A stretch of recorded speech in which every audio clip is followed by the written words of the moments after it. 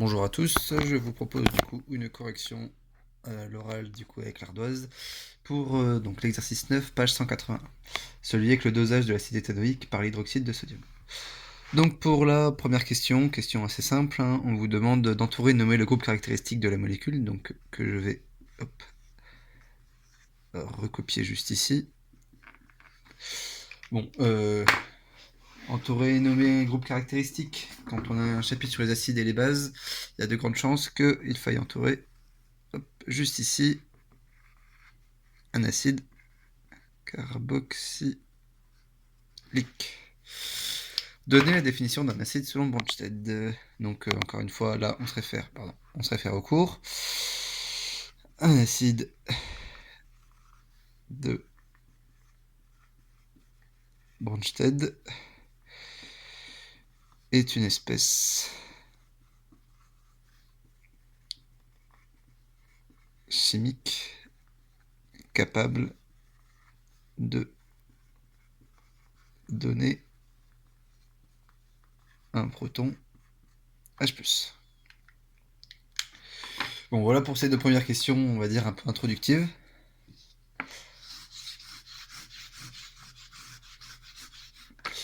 La troisième question. Afin de vérifier la concentration de l'acide éthanoïque, qui est le seul acide présent dans le produit d'entretien, on dilue d'abord ce produit 10 fois. On prélève ensuite un volume VA, donc volume d'acide de 10 ml de la solution diluée obtenue, que l'on dose par une solution d'hydroxyde de sodium Na++ HO- de concentration connue, concentration de la base qui vaut 0,10 mol par litre. L'équation de la réaction support du dosage est, vous l'avez dans le livre, donc c'est la version acide de l'acide éthanoïque avec la soude. Et du coup, on vous dit, on dispose de la verrerie ci-dessous, de contenance adaptée. Choisir et nommer la verrerie nécessaire au prélèvement de volume VA égale 10 ml de solution à doser. Préciser le numéro du schéma correspondant.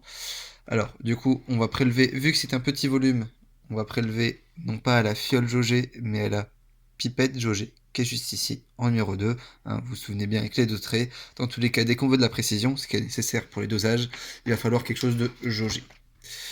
Donc, pour la 3A,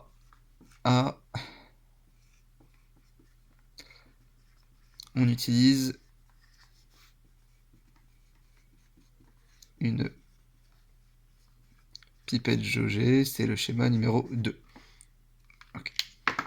Ensuite, le schéma du dispositif de dosage est donné, ainsi qu'une vue agrandie de la partie supérieure de la burette. Donc, on voit bien, en plus ils mettent ménisque formé par la solution d'hydroxyde de sodium lors du réglage initial de la burette graduée. Question B, donc encore une fois question manipulatoire. Le réglage initial de la burette a-t-il été correctement effectué? Explicitez la réponse. Donc tout simplement, ça normalement, ça ne vous a pas posé de soucis. Non. Car le bas du ménisque doit être sur le 0. Comme on l'a vu, être sur le 0. Et ce n'est pas le cas dans l'exercice où là, je zoome un petit peu, le bas du ménisque n'est pas au 0, c'est le haut, qui est le haut du ménisque qui est au niveau du 0. Donc il manque du liquide. Ok. Donc ensuite, question... Excusez-moi, je remets l'ardoise. Question 4. Le réglage de la burette étant correctement effectué, on réalise la courbe de suivi de pH en fonction du volume VB, donc volume B de solution d'hydroxyde de sodium versé. On obtient la courbe de pH que l'on voit. Alors, faire apparaître la méthode graphique utilisée afin de déterminer le volume VBE versé à l'équivalence. Donc là, bon, je ne vais pas écrire sur le livre, bien sûr. Donc je vais refaire approximativement le schéma pour faire apparaître les traits de construction.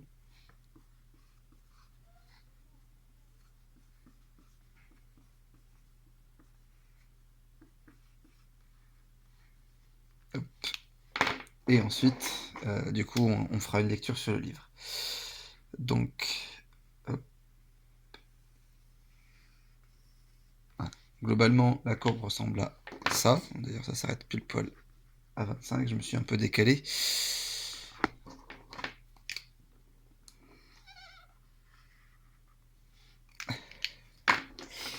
Donc, il vous suffit de prendre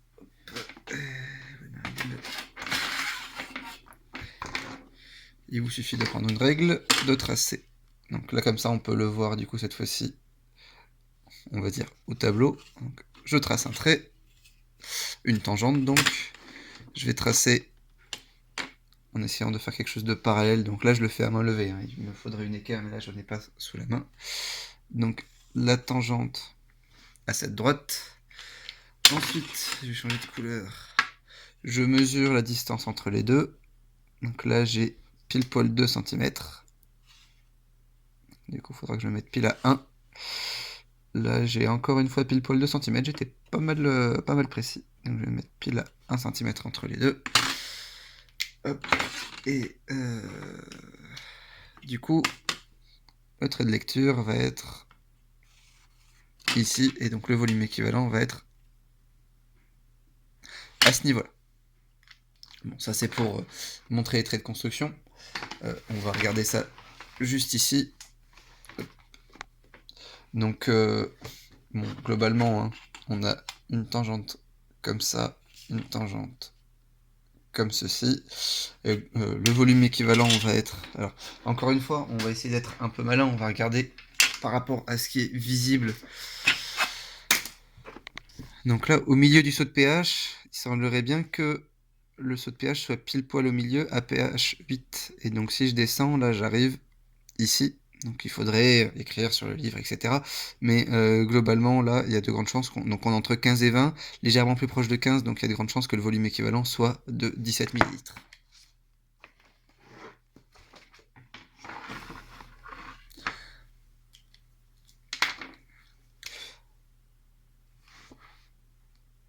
Donc non, il ne le donne pas dans l'exercice.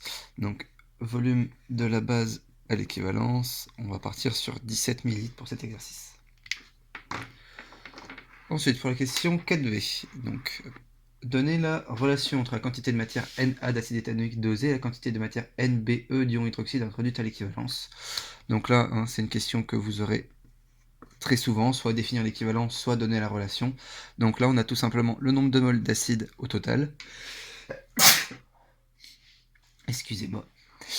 Donc à l'équivalence, qui est exactement égal au nombre de moles de base introduits à l'équivalence. Tout simplement parce que, du coup, à l'équivalence, l'acide et la base se neutralisent, et ce qu'il faudrait écrire si ça vous était demandé, donc si on vous demandait de définir l'équivalence, car les réactifs, donc l'acide et la base, ont été introduits dans des proportions stoichiométriques. Voilà.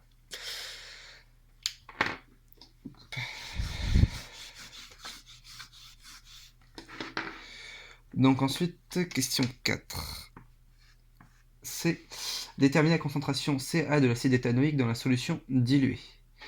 Donc là, du coup, on sait que le nombre de moles d'acide est égal au nombre de moles de base à l'équivalence. Le nombre de moles de base à l'équivalence, hein, comme on l'a déjà revu, c'est égal à la concentration de la base fois le volume de la base à l'équivalence. Donc déjà là, on va pouvoir obtenir le nombre de moles d'acide. Et même d'ailleurs, quelque chose qu'on peut trouver assez facilement, on peut même tout faire d'un coup. La concentration d'acide, qu'est-ce qu'on nous demande? La concentration, c'est quoi? Ce sont des moles par litre, donc c'est le nombre de moles d'acide divisé par le volume de l'acide. Donc c'est égal à la concentration de la base. Je remplace juste, hein. Je remplace ça par ça. Donc la concentration de la base fois le volume de la base à l'équivalence divisé par le volume d'acide. Et ça, ce sont que des informations qu'on a. La concentration de la base donc, est donnée dans l'exercice, et on vous dit qu'on utilise du coup une concentration de base de 0,10 mol par litre. Volume de la base d'équivalence, donc c'est ce que j'ai déterminé tout à l'heure, c'est 17 millilitres. Donc n'oubliez pas le fois 10 moins 3 pour millilitre, parce qu'on est bien en mol par litre, en litre et en litre. Et le volume d'acide du coup qu'on a prélevé. Donc, alors, il faut bien faire attention. Là, on nous demande de déterminer la concentration Ca de l'acide éthanoïque dans la solution diluée. Donc, du coup, on ne s'occupe pas de la dilution. Donc, on va prendre le volume qu'on a prélevé, qui est de 10 millilitres. Et du coup, ça nous fait... Hop, 0,1 fois 17. 0,1 fois 17 fois 10 puissance moins 3 divisé par 10 fois 10 puissance moins 3 Vous pouvez voir ici. Ça nous donne une concentration de 0,17. Hein, on est bien sur une concentration, on nous demandait une concentration d'acide, donc 0,17, c'est une concentration, on a bien utilisé les bonnes unités, donc 0,17 mol par litre. Donc la question 4C, déterminer la concentration CA de l'acide éthanoïque dans la solution diluée. On a la réponse 0,17 mol par litre.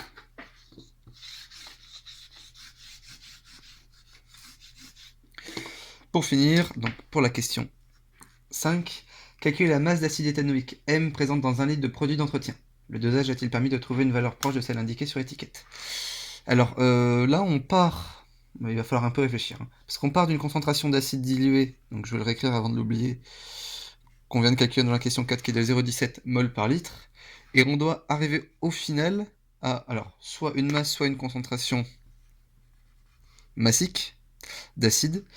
Donc, alors on doit essayer de voir si ça correspond à ce qui est donné dans l'exercice, c'est-à-dire donc le flacon du produit d'entretien porte l'étiquette suivante: solution neutralisante pour rinçage de la verrerie de laboratoire à base d'acide acétique, contribue à éliminer les traces de calcaire non agressif pour l'environnement, contient 100 g d'acide acétique par litre de produit.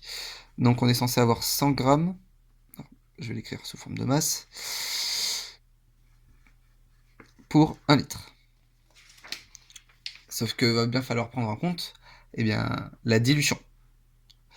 Donc ça a été, je rappelle que cette solution, la concentration d'acide là, c'est ce qui a été dosé. Sauf que si je reprends l'exercice, donc afin de vérifier la concentration d'acide éthanoïque dans le produit d'entretien, on dilue d'abord ce produit 10 fois.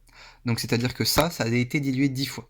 Donc la concentration de l'acide, donc je vais mettre un 1 majuscule dans la bouteille, est de, tout simplement, si on a dilué par 10, c'est-à-dire que ça c'est 10 fois moins concentré que ça.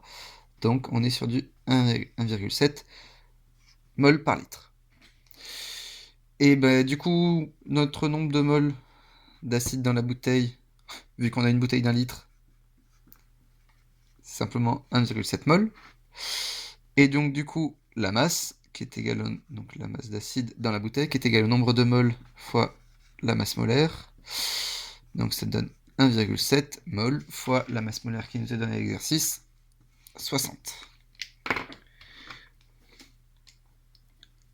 Du coup, 1,7 fois 60, ça nous donne 102. 102 quoi? Pardon. 102 quoi? 102 grammes. Et ça correspond à quoi? C'est bien la masse d'acide dans la bouteille, la masse d'acide éthanoïque. Donc, on avait une concentration d'acide dilué, qui était diluée 10 fois. Donc, si on revient à la concentration d'avant, dans la bouteille, vu que ça a été dilué 10 fois, ça c'est 10 fois plus concentré. Vu qu'on est sur une bouteille d'1 litre, donc là j'ai pas écrit le calcul, parce qu'1,7 fois 1, ça fait bien 1,7, pardon. Donc du coup, le nombre de moles d'acide éthanoïque dans la bouteille d'1 litre est de 1,7 mol. Du coup, la masse par cette formule est bien de 102 grammes. Donc on a 102 grammes d'acide éthanoïque, ou d'acide acétique, peu importe, pour 1 litre de solution. Et on était censé trouver du coup une masse d'acide de 100 grammes pour 1 litre. Donc le dosage a-t-il permis de trouver une valeur proche de celle indiquée sur l'étiquette? Je ne vais pas faire de phrase réponse ici,